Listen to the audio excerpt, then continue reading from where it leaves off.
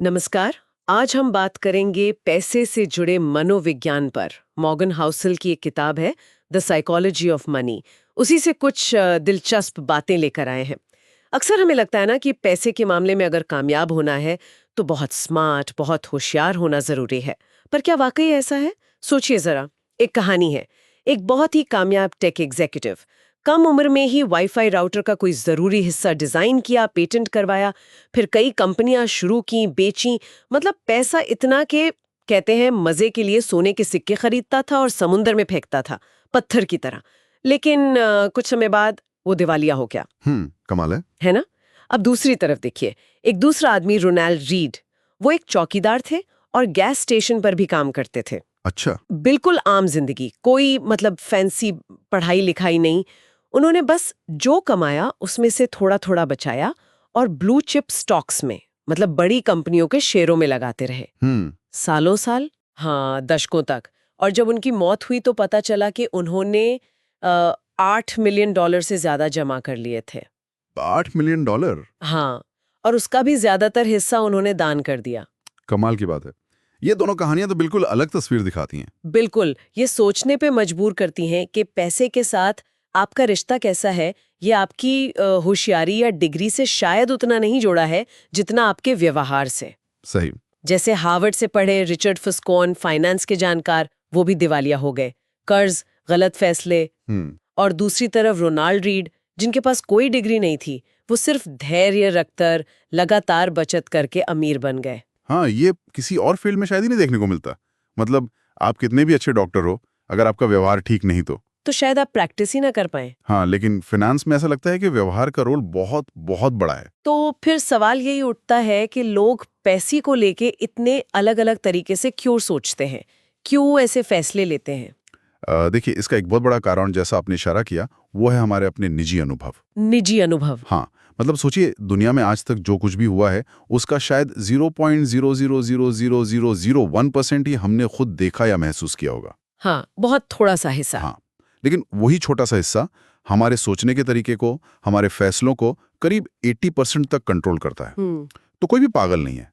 हर कोई अपने सीमित अनुभवों के चश्मे से ही दुनिया को देखता है और उसी हिसाब से फैसले लेता है। अच्छा, मतलब जो उनके साथ हुआ है वही उनके लिए सच्चाई है। बिल्कुल।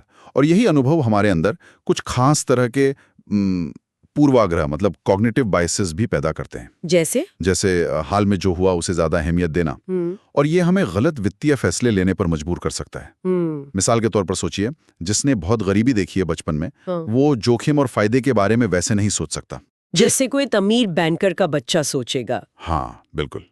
या जिसने बहुत ज्यादा महंगाई का दौर देखा हो, भयानक इन्फ्लेशन, वो शायद बॉन्ड्स में पैसा लगाने से हिचकिचाएगा। हाँ, क्योंकि उसे डर होगा कि पैसे की कीमत कम हो जाएगी। सही।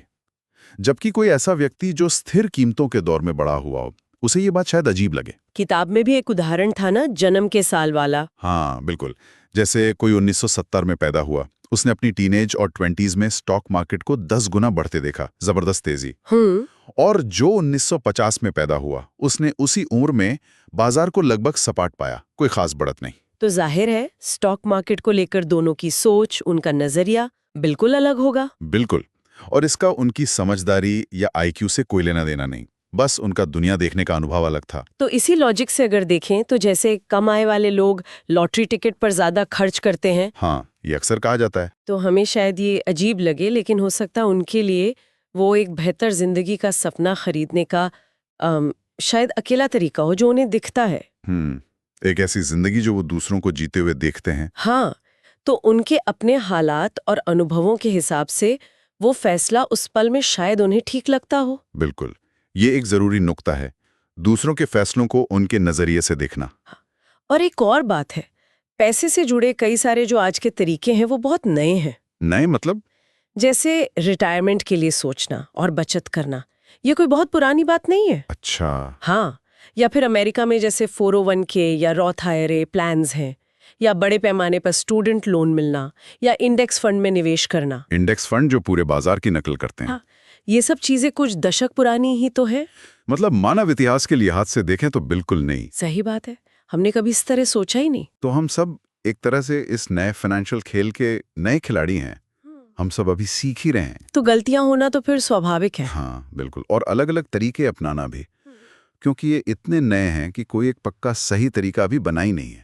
हम सब प्रयोग ही कर रहे हैं एक तरह से। तो कुल मिलाकर बात ये हुई कि पैसे के मामले में सफलता सिर्फ गणित या जानकारी का खेल नहीं है। नहीं, बिल्कुल नहीं। ये बहुत हद तक हमारे व्यवहार, हमारी सोच और हमारे अपने अनुभवों पर निर्भर करती है, और वो अनुभव हर किसी के लिए अलग होते हैं। हाँ, रोनाल्ड रीड और रिचर्ड फुस्कोन की कहानियां यही तो दिखाती हैं। और जो फैसला हमें अजीब लग रहा है वो शायद किसी और के लिए उनके अनुभवों के हिसाब से एकदम मंतकी, एकदम ठीक हो। बिल्कुल, पैसे को लेकर कोई एक सही जवाब या सही तरीका शायद है ही नहीं, क्योंकि हम सबकी परवरिश, हमारी दुनिया अलग अलग रही है। ये बात हमें एक बड़े दिलचस्प सवाल पर ले आती है।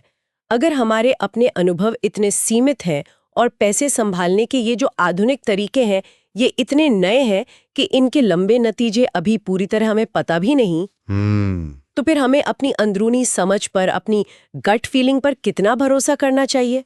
या फिर जवाब उन बुनियादी समय के साथ परखे हुए सिद्धांतों में है, जैसे धैर्य रखना, लगातार बचत करना? हाँ, क्या हमें उन पर ज्यादा ध्यान देना चाहिए? खैर, ये एक सवाल है जिस पर सोचने के लिए हम इसे यहीं छोड़ते हैं।